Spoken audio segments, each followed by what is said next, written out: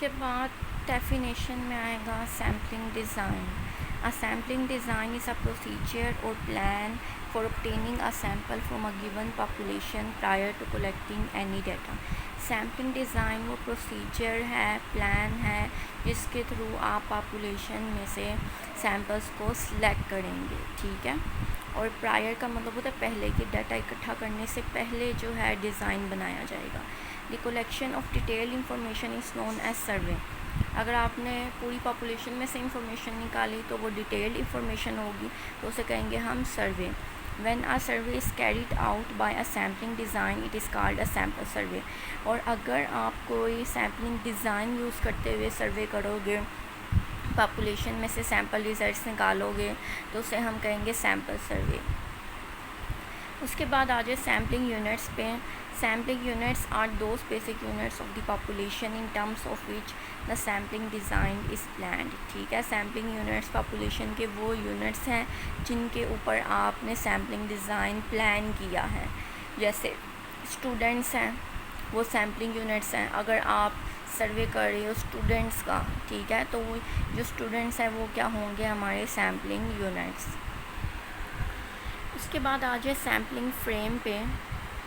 A sampling frame is a complete list of the sampling units. एक sampling frame जो होता है sampling units की कंप्लीट लिस्ट होती है। जैसे अगर स्टूडेंट्स जो हैं वो सैम्पलिंग यूनिट्स हैं, तो उनको आप सीक्वेंस में एक लिस्ट बना दोगे, roll number 601, 602 up to so on, तो ये क्या बन जाएगा, एक सैम्पलिंग फ्रेम, ठीक है।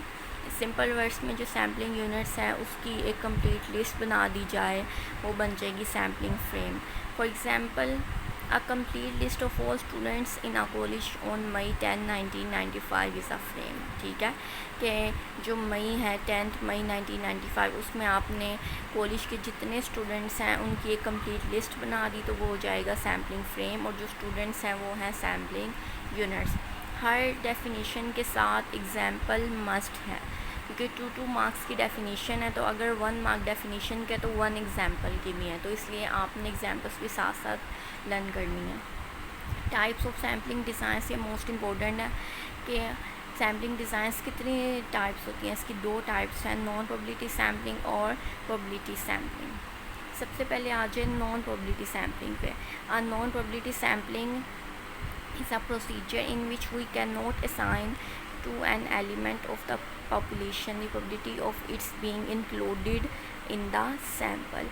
नॉन प्रोबेबिलिटी सैम्पलिंग या नॉन रैंडम सैम्पलिंग का मतलब है कि जब आप पॉपुलेशन में से सैम्पल रिजल्ट ड्रॉ करो, लेकिन शर्त यह है कि उसमें कोई भी प्रोबेबिलिटी इंक्लूड ना हो, उसे कहेंगे नॉन प्रोबेबिलिटी सैम्पलिंग। कि आप जो सैम्पल सेलेक्ट कर रहे हो वो अपनी मर्ज़ी से कर रहे हो, उसके अंदर कोई भी प्रोबेबिलिटी इंक्लूड नहीं है।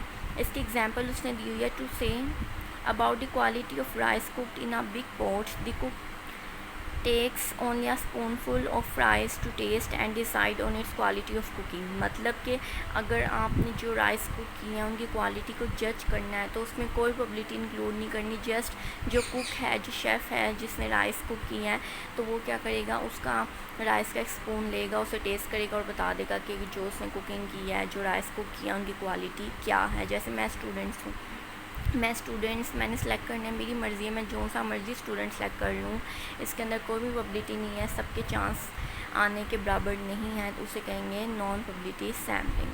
फिर आ जाए प्रोबेबिलिटी सैम्पलिंग पे। A probability sampling is a process in which the sample is selected in such a way that every element of a population has a non zero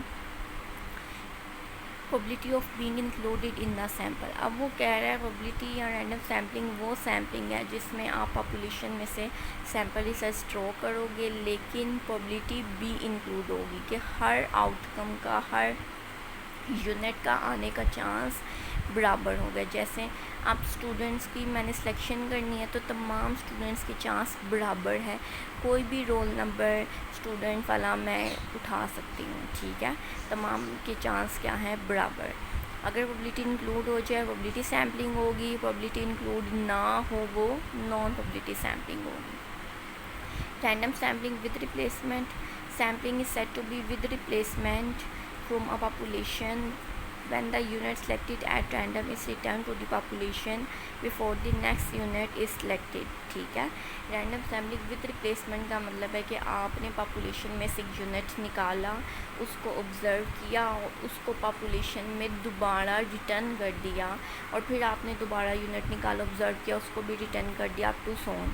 ये जो प्रोसीजर है जिसमें आप जो यूनिट है उसको सिलेक्ट कर रहे हो, उसको बार बार पॉपुलेशन में रिटर्न कर रहे हो, तो वो आएगा विद रिप्लेसमेंट। फॉर एग्ज़ाम्पल एक बैग है, उसके अंदर 5 बॉल्स हैं, मैंने 1 बॉल पिक की, उसको ऑब्ज़र्व किया कि उसका कलर क्या है, तो मैंने दोबारा उसे उस बैग में रिटर्न कर दिया। इसी तरह मैंने दूसरी बॉल पिक की, उसे भी रिटर्न कर दिया, थर्ड की तो रिटर्न कर दिया।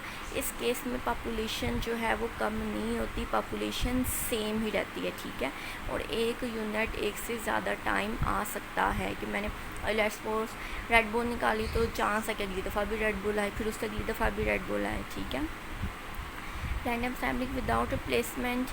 Sampling is said to be without replacement when the sampling unit selected at random is not returned to the population before the next unit is selected. ठीक है, सैम्पलिंग को हम विदाउट रिप्लेसमेंट कब कहेंगे कि आपने पॉपुलेशन में से यूनिट निकाला, उसको ऑब्ज़र्व किया और उसको पॉपुलेशन में दोबारा रिटर्न नहीं किया। ठीक है, तो इसे कहेंगे विदाउट रिप्लेसमेंट। कि आपने बॉल निकाली बैग में से, उसको ऑब्ज़र्व किया, लेकिन उसको दोबारा बैग में रिटर्न नहीं किया। इस केस में जो है पॉपुलेशन साइज़ कम होता जाता है और एक यूनिट एट अ टाइम सिर्फ एक ही दफ़ा आएगा, एक से ज़्यादा टाइम नहीं आएगा। उसके बाद नेक्स्ट पेज पे आ जाएं, उससे सिंपल रैंडम सैम्पलिंग कही हुई है। Simple random sampling is a procedure of selecting a sample of n units from the population in such a way that every unit available for sampling has an equal probability of being drawn. Every sample of size n has the same probability of being selected. ठीक है, simple random sampling का मतलब है कि आप population में से sample को सिलेक्ट कर रहे हो और तमाम जो है सैम्पल के आने का चांस सेम है। A sample drawn by this procedure is called a simple or unrestricted random sample. इस simple random sampling को हम unrestricted random sampling भी कहते हैं क्योंकि कोई भी यूनिट इसके अंदर सेलेक्ट हो सकता है। ठीक है, उसके बाद आपने इसमें से कोई भी डेफिनेशन नहीं करनी है।